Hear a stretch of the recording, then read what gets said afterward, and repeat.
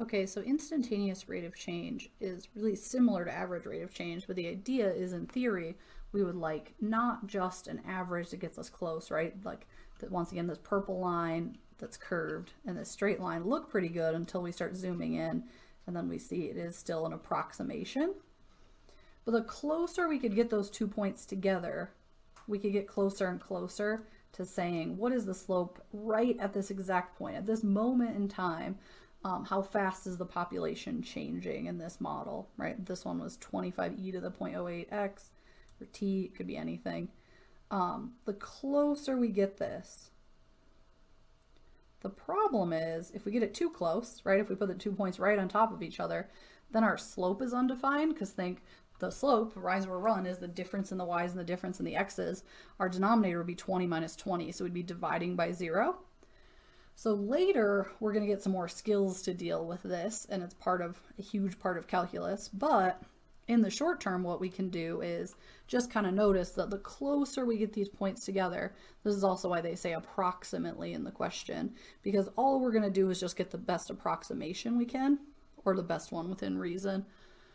I think they want 3 decimal places in this one, so we'll shoot for like 4 or 5 accuracy. So essentially we can kind of see, especially if I zoom in here a little more, the closer I get this point to this point, the better the approximation. See it kind of getting further away, getting a little bit closer. It's moving kind of quick. We can slow it down.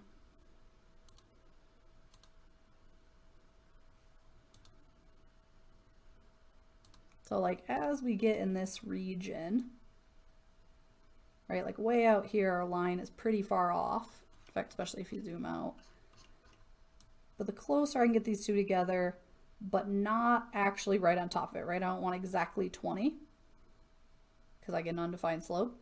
So let's say I go something like 19.997 or even 19.999. I get a slope of 9.0 or 9.905. Right, just subtract this 123 number, this 123, take it out to a bunch of decimal places. If you're doing it on your calculator or in the table in your calculator, just write down more decimal places than you think you need, right? You don't need to do these 2 points by hand. Or let's say if I went on the other end and I said I get really close on the other side and I go like 20.0001. Then I get a slope of 9.906. So the closer I put those 2 points together, the closer my slope's going to be.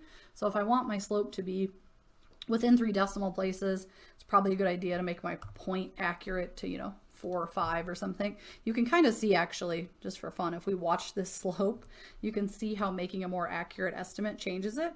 So see how the slope is 9.945? And if I add a 0, right, I get closer to 20. Then it goes 9.91, add another 0, 9.906, another one, another one, another one.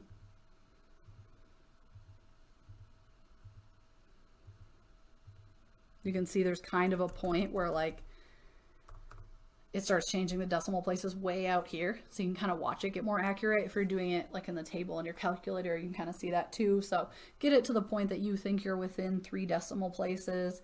And the homework program will definitely take something like 9.906 on this one. So all we're trying to do, because we can't do that exact point, we can't put 2 points on top of each other, we get an undefined slope. We're just trying to get as close as we can within reason to get a good estimate of what's happening right at this exact point. Right, notice here we're like so close that even if I zoom in, I can barely see the difference between there we go. If you zoom enough.